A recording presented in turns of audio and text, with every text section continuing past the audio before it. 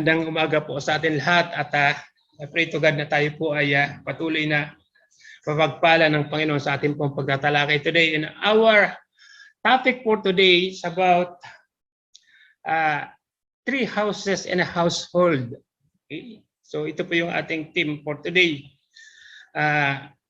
Three houses and a household. At kinuha po natin yan dito po sa aklat ng Matthew chapter 12 verses 22 hanggang 45. Titingnan po muna natin itong background nito. Okay?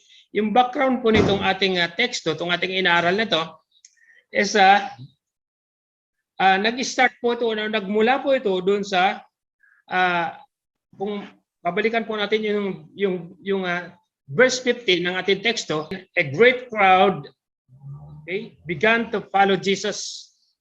So nagkaroon po ng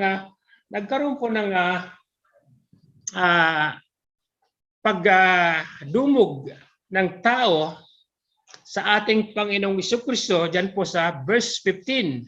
Okay? Then pagdating po ng verse 22, okay? Meron pong eksena na naganap. Okay? Meron pong eksena na naganap diyan sa verse 22 na kung saan a demon-possessed man who was blind and couldn't speak was brought to Jesus. Okay? So, in other words, nakikita po natin dyan na merong isang taong inalihan ng demonyo na hindi makapagsalita at hindi makakita. So, naposes po siya. At ang ginawa po ng ating Panginoong Jesucristo ay in front of them, okay, sa harapan ng napakaraming tao, okay, ay pinagaling po niya itong demon-possessed na to. Okay? So, ibig sabihin ay nakita, nasaksiyan ng maraming tao, a great crowd, nasaksiyan nila yung ginawa ng ating Panginoong Jesucristo dito po sa demon-possessed na taong ito. Okay? So, in other words, gumaling po siya, nakakita na siya at nakapagsalita na siya. But again, pansinin po ninyo, doon po diyan sa crowd na 'yan, doon sa ginawang pagpapagaling ng ating Panginoong Jesucristo, may binabanggit po diyan na may mga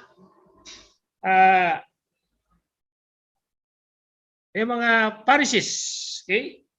Alam naman po natin ang mga Pariseo ay hindi po naniniwala kay Jesus Christ. Okay? So lahat ng ginagawa ng ating Panginoon ay puro negative para sa kanila. Okay? So sumasalungat sila, kumakalaban sila at lahat ng ginagawa ng ating Panginoong Jesucristo ay hindi nila pinaniniwalaan. Okay? But makikita po natin yung kanilang reaction dito. Okay? Notice po, the opposite conclusion between the common people, yung crowd, and the Pharisees. Okay? Pansinin po ninyo yung verse 23. Sabi po dyan, yung common people, and all the multitudes were amazed and said, this could be the son of David. Yan po yung namutawi sa labi ng mga crowd.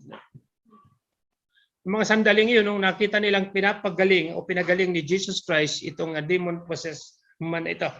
Okay? So, sila po ay na-amaze. Sila po ay humanga. At nagbitiw nga po sila ng salita. Sabi po dyan, this is the Son. Jesus is the Son of David, the Messiah. Okay? The common people, the crowd, makita po natin dyan, Jesus, tinatanggap nila. Okay? Meaning, tinatanggap nila si Jesus Christ o kinikilala nila si Jesus Christ as the Messiah. Okay? As the Messiah. The Savior. Okay? Yung salitang the Son of David, meaning to say is the Messiah, the Savior, ang tagapagligtas. But the opposite, yung mga Pariseo, sabi po nila sa verse 34. Pansinin po ninyo, verse 24. Sabi po niya, now when the Pharisees heard it, they said, this fellow does not cast out demons except, saan ba? 24 muna tayo. Okay, balik sa slide, unang slide yan. Okay, so sabi po rito, now when the Pharisees heard it, they said, this fellow does not cast out demons except by Beelzebub, the ruler of demons. So yun po yung binitiwang salita ng mga Pariseo, mga religious leaders, opposite doon sa binitiwang salita ng common people, ng mga crowd na nandoon. Okay? So yung power daw po ni Jesus Christ ay nagmumula kay Beelzebub. Yung kapangyarihan ni Jesus Christ na nagpagaling, nag-cast out. Okay? Na nagpagaling dito sa demon-possessed man na to, nagbalik ng kanyang paningin, nagbalik ng kanyang speech. Sabi po ng mga Pariseo, galing kay Beelzebub, kay Satan, the prince of demons. Pinapaniwala po nila ang mga tao na si Jesus Christ ay mula sa diablo at hindi tagapagligtas. Okay? So, yan po yung pinapangaral nila sa mga tao. Yan po yung ini-insist nila sa mga tao. Yan po yung tinatanim nila sa isipan ng mga tao. Na huwag kayong maniwala, hindi totoo yan. Okay? Sa diablo yung kanyang kapangyarihan, sa diablo yung kanyang ginawang pagpapagaling kay Beelzebub. Okay, so again, makikita po natin mga kapatid, in the end, okay, because of their many lies, dahil sa kanilang masugid na pagdodoktrina sa mga tao, okay, pagkokontrol sa mga tao, they persuaded the people to shut their eyes to the truth. Nahikayat nila ang mga aming tao. They had closed their ears to any voice from heaven.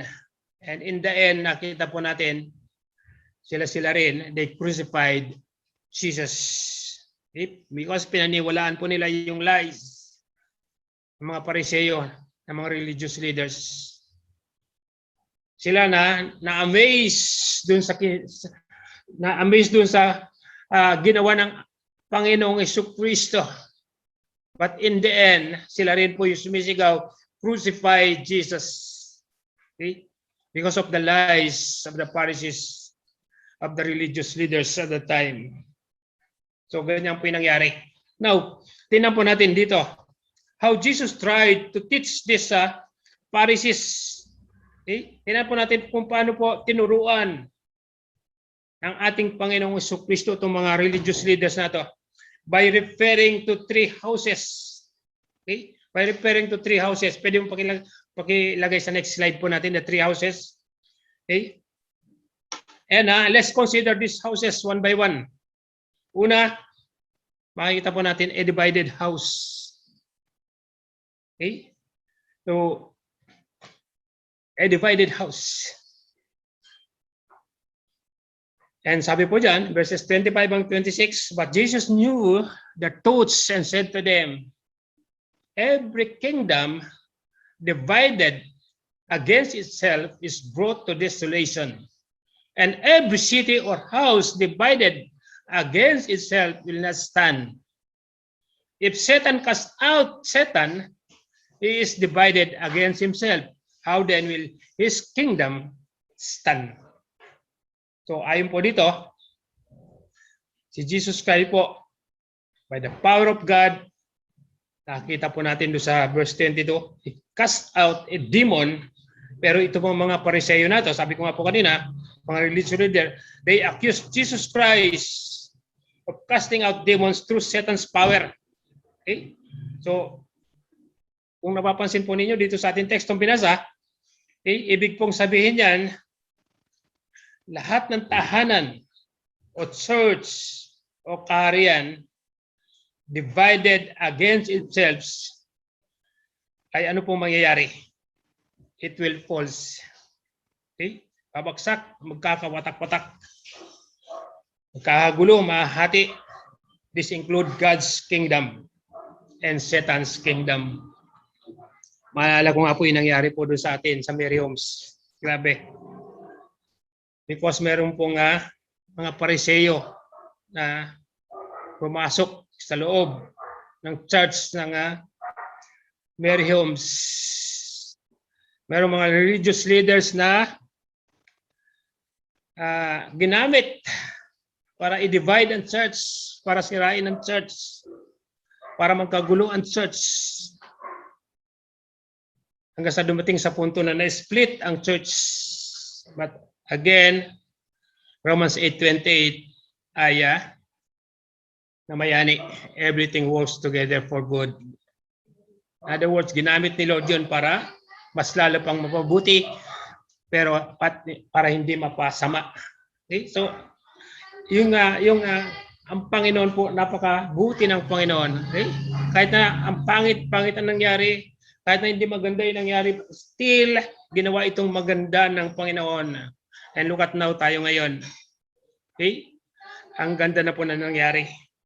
So again, mga kapatid, ganyan po ang kaaway, ganyan po ang diablo, na sinisira niya, hinahati niya, dinidivide niya. Okay? At sabi nga rito, ang isang kaharian, ang isang iglesia, ang isang tahanan na hindi nagkakasundo, okay? Nagkakaroon ng salungatan, it will fall, ito ay babaksak, ito ay hindi makakatayo. So, ibig sabihin, nagkakaroon po ng dalawang faksyon. They are fighting against itself. Okay? So, yun po yung, ito po yung hindi nakikita ng kaaway, hindi nakikita ng kalaban ni Satan na doon sa kanyang ginagawa na ito, sa kanyang reasoning, sa kanyang ginagawang pag-uupos kay Jesus Christ, hindi niya napapansin na inuupos niya yung kanyang sarili. Inuupos niya yung kanyang kingdom. Okay? They are fighting against itself. Take note po, makikita po natin dito. So, nasabi dito, every houses or kingdoms divided against itself falls. So, dito po, pinapatunayan po ng ating Panginoong Jesucristo that His power was not from Satan. Okay? So, sinasabi po ng ating Panginoon dito na nagkakamali ka, Satan. Ang aking kapangyarihan ay hindi galing sa iyo, hindi galing kay Satanas, hindi galing sa Diablo, kundi ito ay galing sa Diyos. Okay? So sinasabi po niya ito sa mga Pariseo. They are in one house and he was in another house. Magkaiba tayo. Okay? Sabi niya sabi niya doon sa mga Pariseo, magkaiba tayo ng tahanan. Ang tahanan ko ay ang Diyos at ang tahanan mo ay ang Diablo, ang Satanas. Yun po yung sinasabi niya. Okay? So, basahin po natin yung verse 30. Tingnan natin yung verse 30. Paki-adjust po sa next slide, verse 30. Yan. Sabi po ng verse 30, he who is not with me is against me, and he who does not gather with me is scatters abroad. Okay? So, ibig sabihin, ito po yung sagot ng ating Panginoong Socrates si Satanas na pinagbibintangan niya si Satanas, pinagbibintangan niya si Jesus Christ na ang kanyang authority, ang kanyang power, ang kanyang kapangyarihan ay mula kay Beelzebub. Okay? Sa Diablo. But again, sinasabi po rito na he was in God's house and they were in Satan's house. So, ibig sabihin, to refuse to follow Christ is to be close on Satan's team. Okay? Kung ikaw, kung sinasabi rito, kung ang tao ay hindi nakikipag-close sa ating Panginoong Jesucristo o hindi naniniwala sa ating Panginoong Jesucristo, siya ay close kay Satan. Siya ay nananahan kay Satan. Siya ay nandoon sa kampo ni Satan. Okay? At tandaan po natin, it is impossible to be neutral. Okay? Napaka-imposible po sa isang tao na siya ay mag-neutral, na siya ay nandun sa gitna. Okay? Na wala siyang kumbaga nakikiramdam lang. Okay? Pinapakiramdaman lang niya yung sitwasyon. Nag-neutral lang siya. At anytime ay pwede siyang kumampi kahit kanino.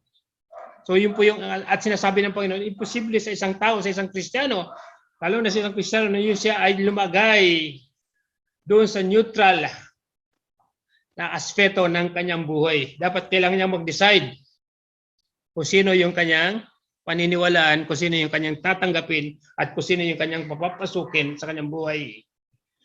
Because sabi po rito, anyone who is not actively following Him has chosen to reject Him. Okay, tanda po natin yan. And any person who tries to remain neutral in the struggle of good against evil is choosing to be separated from God. Okay? Because si God po, He alone is good. Siya lamang yung tama. Siya lamang yung sigurado. Siya lamang yung ating mapanghahawakan. Siya lamang yung ating kasiguraduhan sa buhay. Wala nang iba. Walang neutral. Okay? Sabi ko nga po kanina, to refuse to follow Christ is to choose to be on Satan's side. Okay? So imagine po natin na the multitudes and the Pharisees standing doon po sa lugar na yun, nandun sa ang ating Panginoong Jesucristo. And Jesus told them they had to choose houses. Okay? Sinasabi niya, kailangan ninyong pumili ng bahay. Kung saan bahay ninyo gustong tumira. Kung kaninong bahay ang inyong pipiliin. It's one that had to decide. At dalawa lamang po yung kanilang pagpipilian. A person could be for Christ and help gather the harvest. Okay? And the other, of course, is on the side of Satan. So, yung mga taong against sa kanya. In other words, ganun po yung scenario na imagine natin na si Jesus Christ ay pinagdi-decide niya yung mga tao. Sino ba yung paniniwalaan nyo? Sino ba yung tatanggapin ninyo? Sino ba yung inyong i-accept sa buhay ninyo? I-accept niyo ba yung aking ginawa, yung aking himala, yung aking turo, o i-accept niyo itong mga kasinungalingan na ito ng mga religious leaders, itong mga pariseyong ito? So, and even today, mga kapatid, the choice remains. Okay? Nananatili po yung nananatili po yung ganitong sitwasyon. Yung ganitong pangyayari. The choice remains. Okay? There is a choice between the two. So, kinakailangan mo talagang pumili. Kinakailangan mo talagang mag-decide sa buhay mo. Okay? So, sandali lang po. Medyo namatay yung aking electric fan. Bakit kaya?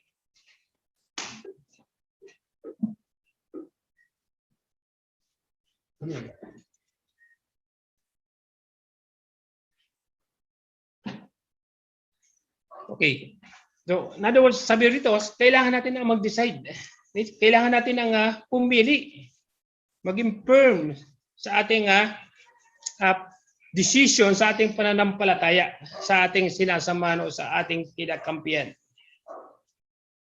Okay? Those for Him or those against Him. Alam niyo po, may related na passage po dito sa Bible. Doon po sa Mark chapter 9, verse 38 hanggang 40. Sabi po rito, now John answered him saying, Teacher, we saw someone who does not follow us, casting out demons in your name. And we forbade him because he does not follow us. But Jesus said, do not forbid him.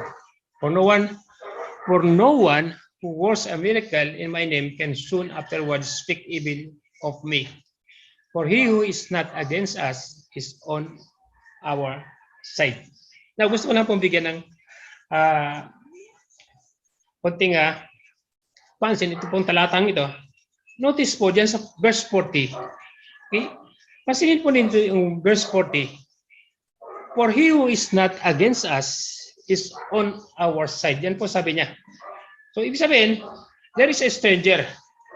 Okay? Merong isang stranger na hindi nila kasama, hindi nila kakilala. Okay? So, nakita lang nila, pero yung ginagawa niya ay maganda. Okay? So, ibig sabihin, makikita natin, take note po, okay? Dito po sa talatang ito, parang sinasabi po niya na we cannot know if a person is a follower of Jesus Christ by his work. Okay? So ulitin ko po, itong isang stranger na to na gumagawa ng mabuti para sa ating Panginoong Jesucristo, sa pangalan ng ating Panginoong Jesucristo, and take note po, wag po nating pagbasihan. Okay? Kasi sabi nga, pinapakilala rito na hindi nila kasama. Hindi nila kakilala, pero gumagawa ng tama. Gumagawa ng mabuti.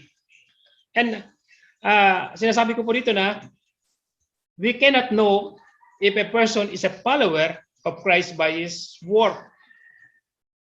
Okay? Hindi po tayo pwedeng mag-decide ng kanyang destiny sa pamamagitan ng kanyang ginagawa. Okay? Sa pamamagitan ng nakikita natin mabuti para sa kanya. And we cannot sure about the stranger na nagkakasaot ng demon sa pangalan ni Jesus Christ. Okay? Kung because some sabi ng ating teksto kanina, some may gather, okay, some may gather the harvest but the loss. Okay, ulitin ko po. Some may gather the harvest but belows. So ibig sabihin, may mga kagaya nilang tao na maganda yung ginagawa niya at ginagawa niya para sa Panginoon, pero maybe lost. Not everyone who talks about heaven belongs to God's kingdom. So in other words is, ano po ibig sabihin nun? Ang ating Panginoong Jesucristo po, okay, si Jesus Christ is most concerned about our walk than our talk. Okay? So, ang mga religious leaders po at that time, mga Pariseo, ay masyado po nilang pinapahalagan yung kanilang salita, yung kanilang rules, okay, yung kanilang pamantayan sa buhay rather than doon sa kanilang relasyon sa Panginoon. Rather than doon sa walk nila, lakad nila patungkol sa Panginoon. In other words is, sinasabi po rito ng ating teksto, He wants us to do right. Okay? Sinasabi ng Panginoon, gusto ng Panginoon na at gumawa tayo ng tama. Not just say the right words. Okay? So, ibig sabihin, hindi lang tayo dapat nagpapakita ng mabuting gawa, okay? But kailangan din po yung hindi lang tayo nagpapakita ng mga sa pamamagitan ng mga magandang bagay sa pamamagitan ng ating mga salita, but in other words is ito ay nakikita rin dun sa buhay ng bawat isa sa atin. Okay? So praise God, mga kapatid.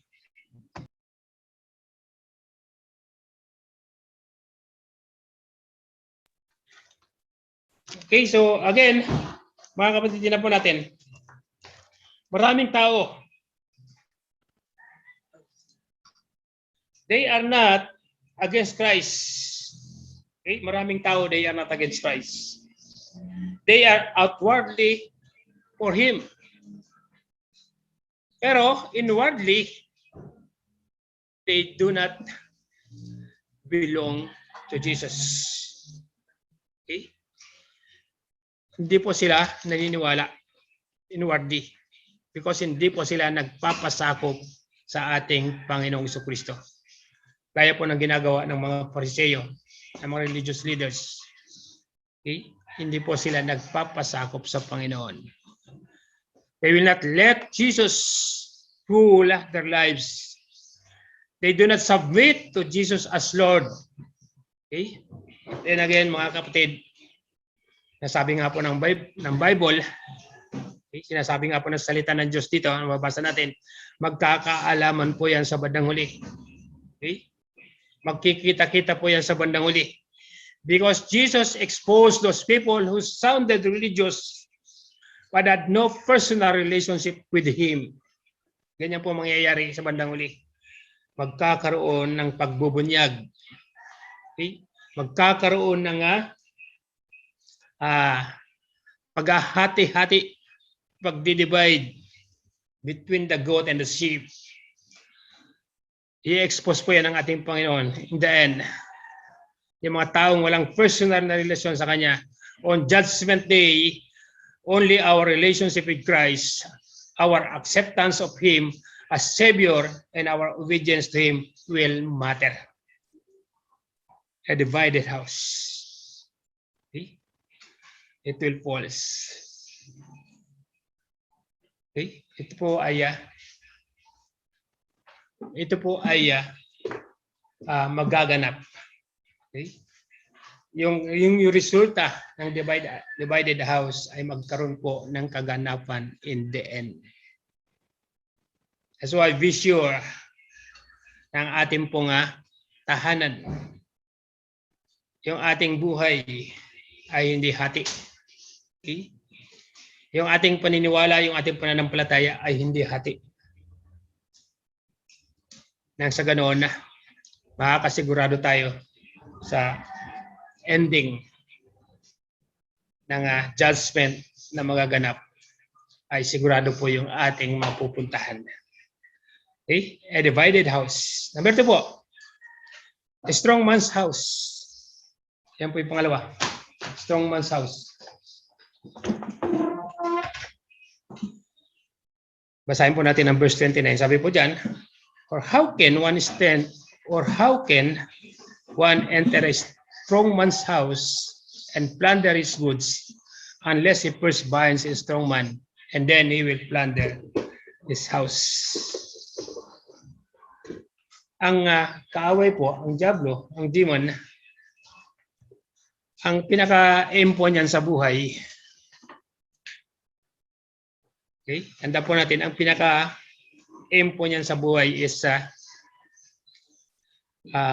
yung siya ay makapasok sa buhay ng isang tao. Yung ang isang tao ay kanyang maposes. Okay?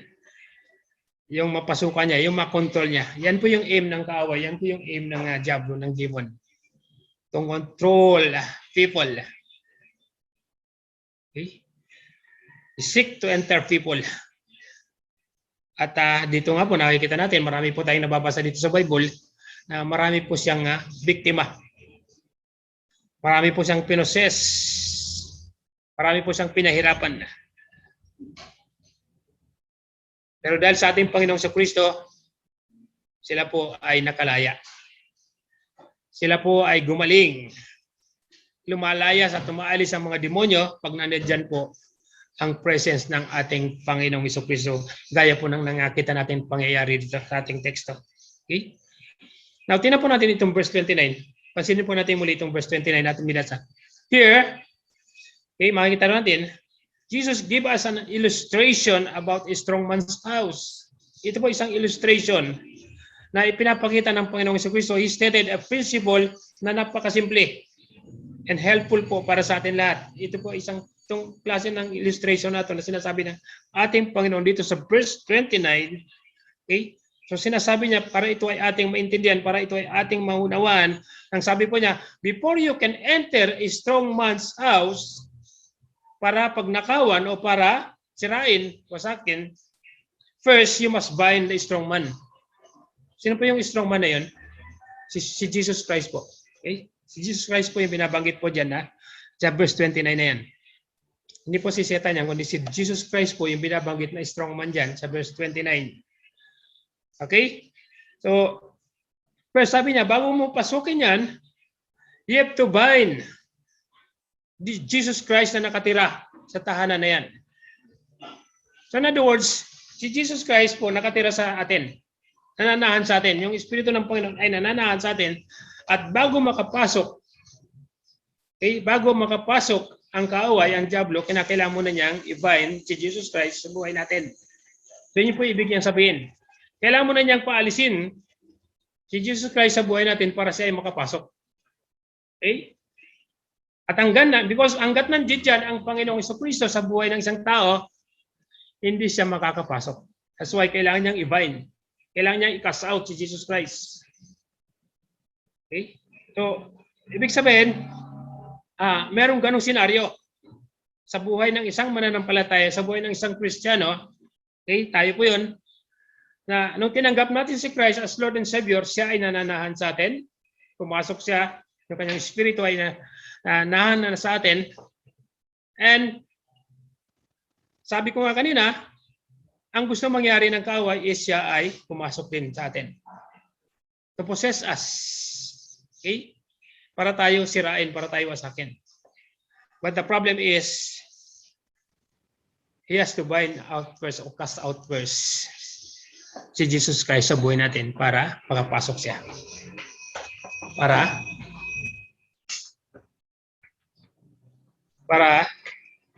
siya ay malayang makapasok sa buhay natin.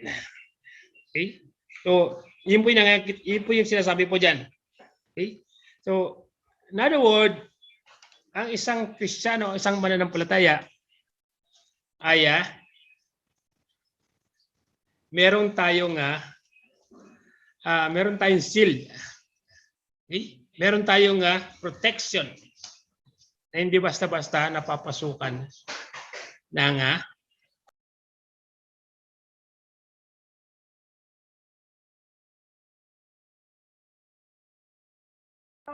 okay, so nakamute ako. Sorry po. Nakita natin, again, sabi ko nga po kanina, because Jesus Christ lives in us, walang chance na ang diablo ay makapasok sa atin. Walang chance na ang diablo ay maposes tayo.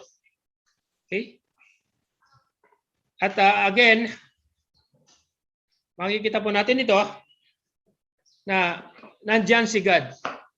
Nandyan ang ating Panginoong Kristo para tayo protektahan, para tayo i-shield, nang sa ganun hindi tayo maposes, nang sa ganun hindi tayo mapasukan, nang sa ganun hindi tayo makontrol ng diablo.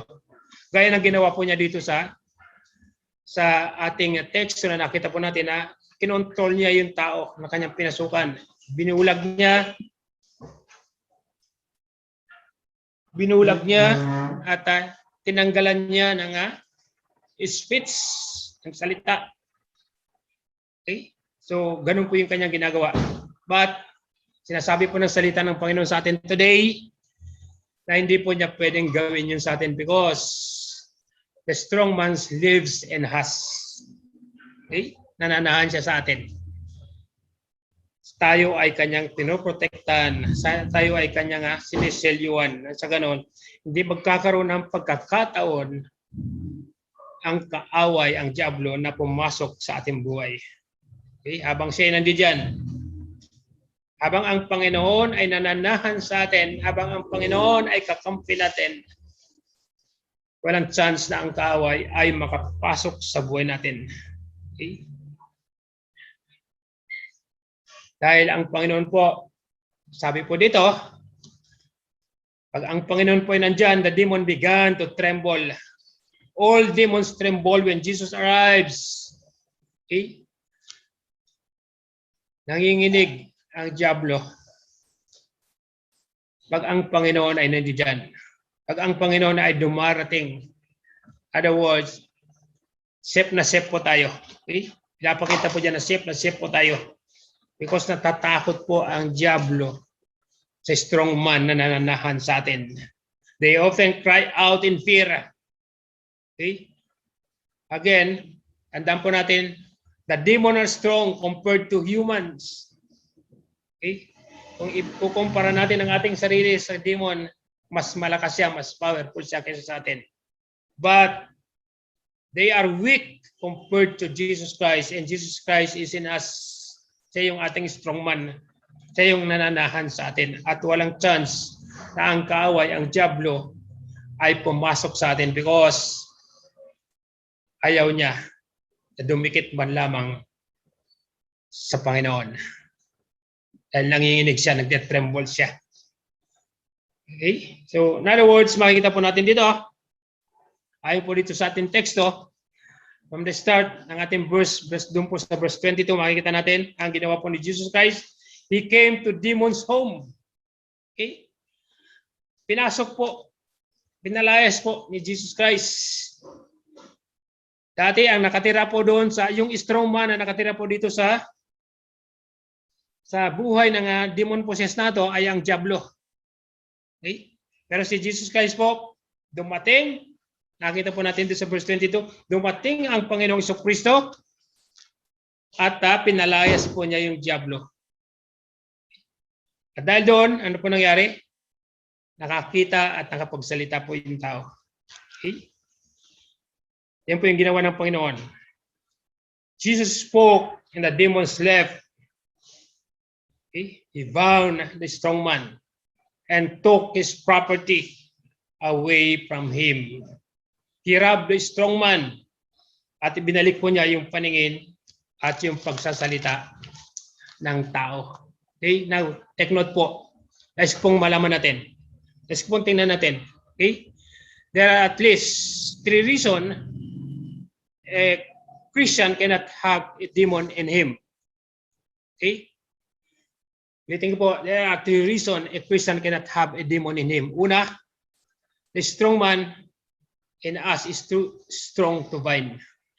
Okay? First John chapter 4 verse 4. Tingnan natin.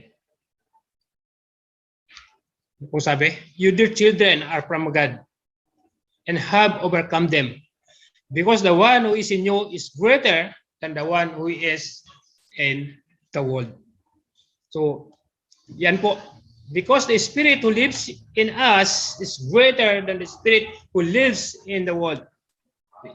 Ibig sabihin, walang chance, sabi ko nga po kanina, walang chance na ang isang Kristiyano na pinananahan ng Panginoon ay kanya nga mapasukan. A Christian cannot have a demon in him because the strong man is in him and is too strong to bind. Di kaya. Okay? Hindi kaya ng diablo. Malakas ang isang Kristiyano. Matatag ang isang Kristiyano. Matibay ang isang Kristiyano na pinananahanan ng ating Panginoon. Pangalawa pong reason, hindi po tayo pwedeng i-possess. Okay? No demon would want to live in the presence of Christ. Okay? Walang demon, walang setan na gustong manahan katabi ng Panginoon. Katabi ni Kristo. Dahil ang demon po, hate na hate po niya being near kay Jesus Christ because they tremble in His presence. His presence torments them with fear. Okay? That's why the demon, okay, siya po ay lumalayo. Pag nandiyan yung presensya ng ating Panginoong Jesucristo. Di ba ganoon din po yung magnanakaw? Yung literal na magnanakaw, pag nakakita po yan ng pulis, lumalayo yan, umaalis. Pag nalaman niyang pulis yung nakatira sa isang bahay na kanyang papasukin, na kanyang target, hindi niya na itutuloy. In other words, takot po yan. Ganoon din po ang kaaway. Ang diablo, takot na takot po siya. Pag nakikita niya yung presence ng Panginoon sa isang lugar, sa isang tahanan o sa isang Kristiyano. 1 Corinthians, okay? Mamaya po yan, makita natin. Okay? So, ibig sabihin, makikita natin na walang kakayahan. No demon would want to live in the presence of Christ. Kaya nga po mga kapatid, panatiliin po natin yung presensya ng Panginoon sa buhay natin nang sa ganoon, makaiwas po tayo sa pwedeng gawin ng kaaway sa buhay natin. At siguraduhin po natin, okay, na laging nandyan. Okay? Laging nandyan yung presence ni Lord sa buhay natin para iwas sa pusoy po tayo. Okay? No demon would want to live in the presence of Christ. And number 3, pangatlo po, pangatlong reason, okay? An empty house.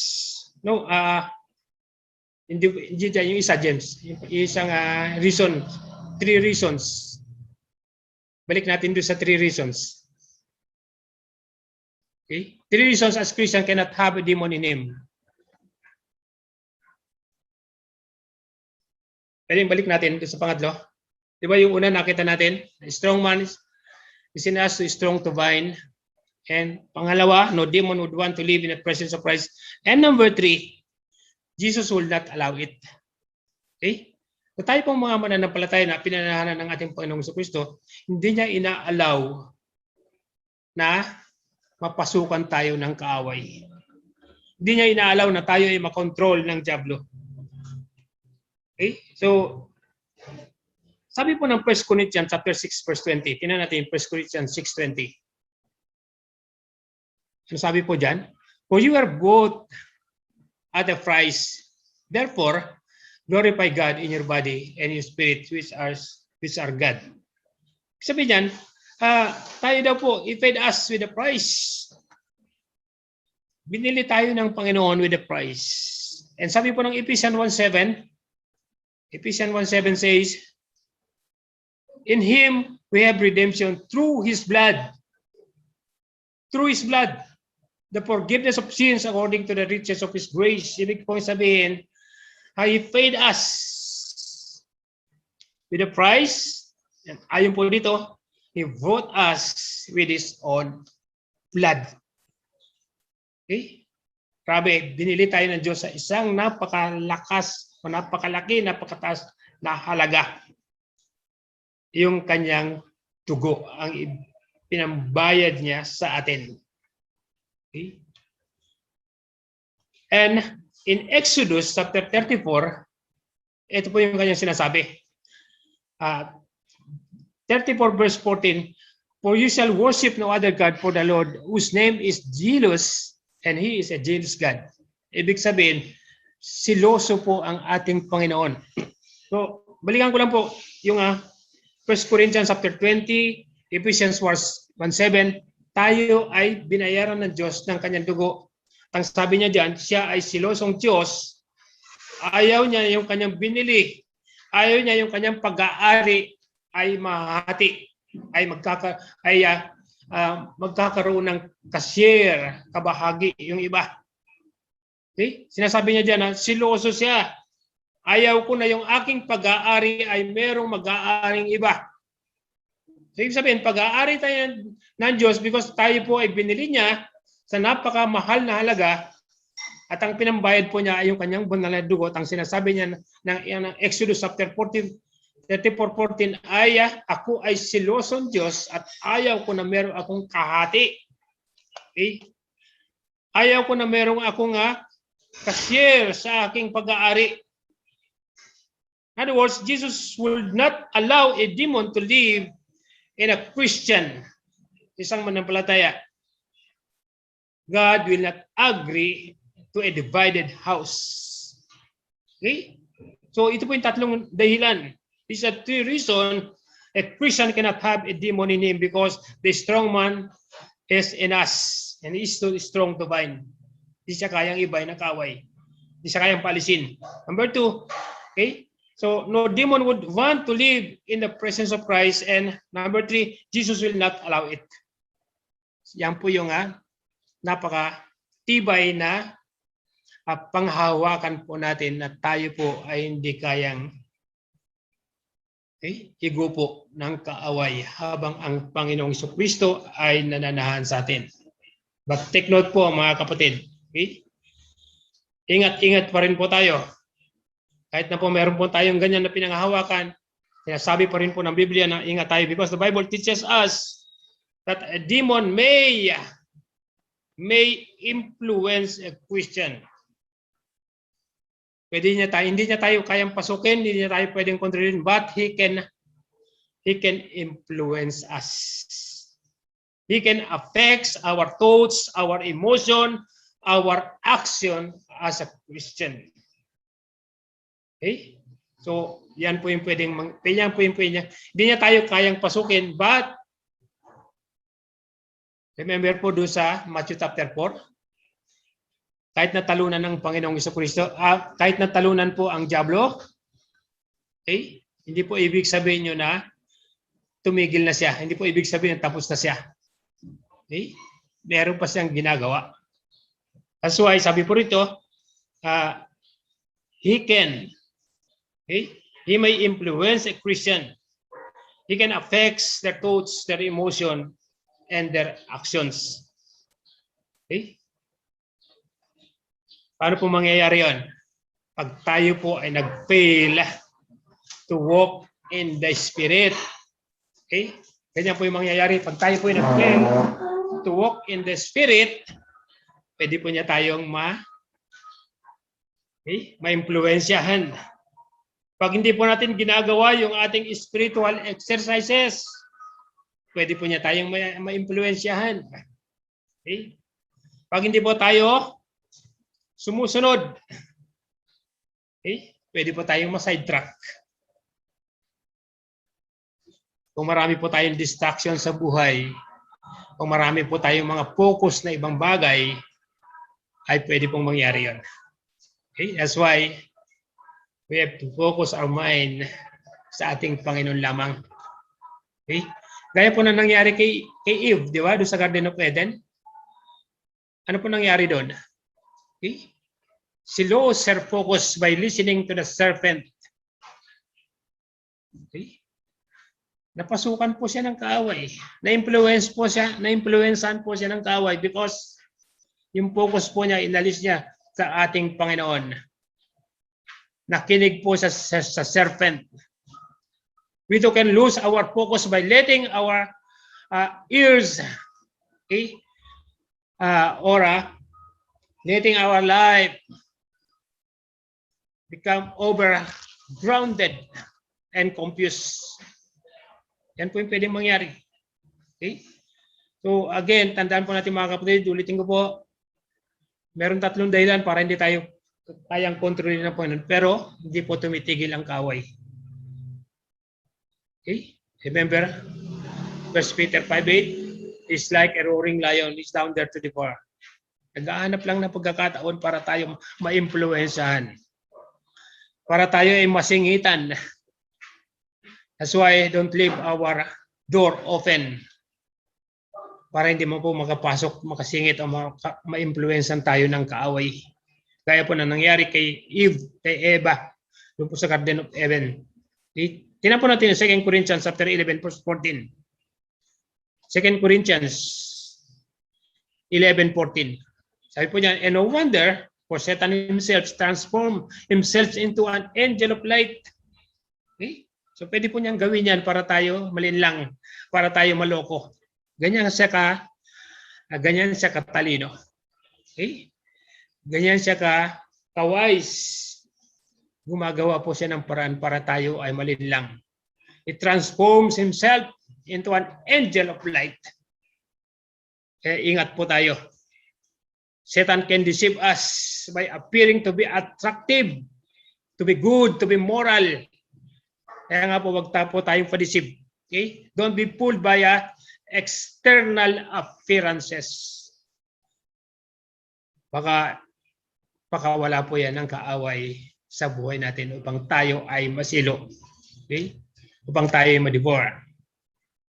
Okay? So, again mga kapatid, be careful. Ingat-ingat po tayo. Okay? Pagpatuloy lang po natin yung mapalakas, mapatatag yung ating relasyon sa ating Panginoong Jesucristo. Okay? Continue following Jesus Christ. Continue obeying Jesus Christ. Okay? So, dumako na po tayo sa pangatlong house. Yung pangatlong house. An empty house. Yan po yung pangatlo. Dito na po tayo magwawakas. Okay? Now, tingnan po ninyo. Basahin po natin. When an unclean spirit goes out of a man, he goes through dry places seeking rest and finds none. Then he says, I will return to my house from which I came. And when he comes, he finds it empty, swept, and put in order. Then he goes and takes with him 7 other spirits more wicked than himself, and they enter and dwell there. And the last state of that man is worse than the first. So shall it also be with this wicked generation. Alam niyo po, an empty house is a dangerous house. Okay? Delikado po ang isang tahanan na empty. Walang laman, walang tao, walang nananahan. Di ba sa mga istorya na nababasa natin, or even sa mga movies, nakapanood natin about sa bahay na walang nakatira, ano bang focus ng istorya? Ano bang focus ng movie? Pagka ang ipinoportray ay isang bahay na walang nakatira, ibang sinasabi madalas is horror or haunted house. So, sabihin, ito ay pinamumugaran, ito ay kinatakutan, pinamumugaran ng masasamang loob. Ito ay kinatatakutan, ito ay delikado. Okay? Horror. Pinamumugaran ng mga diablo, ng mga impakto, mga magnanakaw. At ito ay prone para pasukin. Okay? Now, tingnan po natin yung connection nito sa buhay ng tao. Okay? Tandaan po natin, our body, our life is like a house. Okay? Yung buhay natin, okay, is like a house. Ang sabi po rito is an empty house is a dangerous house. Ito ay mapanganib or pwedeng manganib. Okay? Kanina po, we noted that the demon cannot enter a Christian. Okay? Hindi siya pwedeng pumasok. Hindi niya pwedeng pasukin. A person is saved when Jesus lives inside.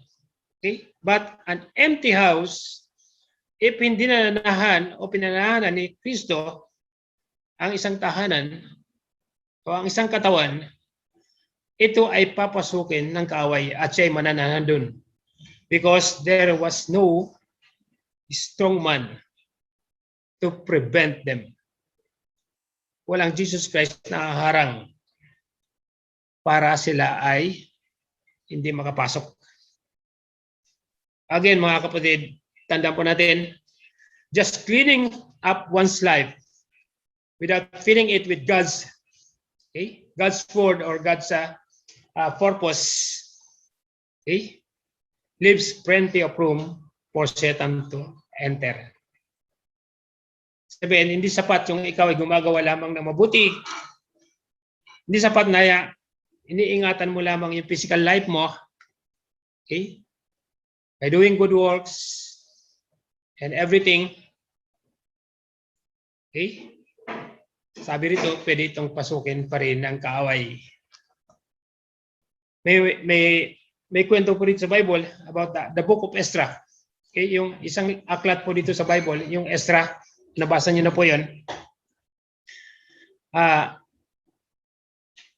Pinapakita po doon how the people rid themselves of idolatry.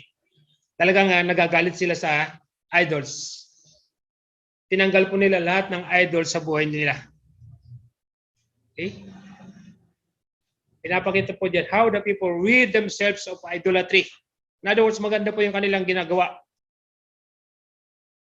Pero nakita po natin along the way, okay, hindi po naging sapat para sila ay kalugdan ng Diyos, para sila ay kalugdan ng Panginoon, para sila ay protektahan ng Panginoon, para sila ay protektahan sa kaaway sa diablo, because they failed to replace it. Okay? They failed to replace it. Nilinis nga nila yung kanilang katawan, nilinis nga nila yung kanilang buhay, tinanggal nila lahat ng kanilang mga idols, but they failed to replace it with love for God and obedience to God.